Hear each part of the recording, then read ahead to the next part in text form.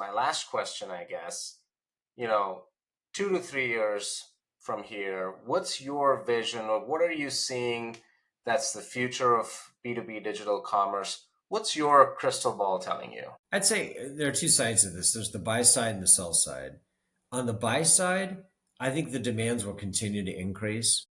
They're going to expect more for less. You know this. This is the way things go. They're going to expect more innovation. They're not going to tolerate companies that say that's on a roadmap for the next year, because as we talked about earlier, the space is moving so quickly that you can't say, yeah, we'll deliver that in 18 months. 18 months is going to feel like a lifetime in Yeah. technology. So it's going to put pressure on companies to really deliver stuff in a more expeditious way. But I think the practitioner side, more for less, more functionality. They're not going to wait.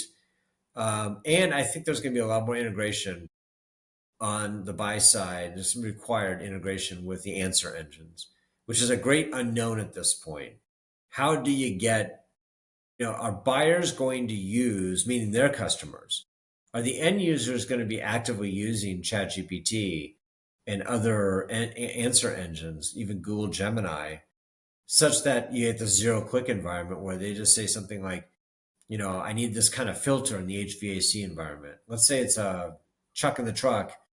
He says, I need this kind of filter. And he asks ChatGPT about it. ChatGPT says, well, based on my research, this is the filter you're looking for. It goes, oh, yeah, that's the one. What happens next? Does it go through to his existing procurement system? Does it present Amazon? Does OpenAI have an agreement with a couple of commerce tools like Shopify has talked about this, where they just add it to a cart? What happens? It's going to be the battle for the front of, people call it the glass. It's going to be a battle for somebody's attention. It's going to be a battle for behavioral supremacy, I guess.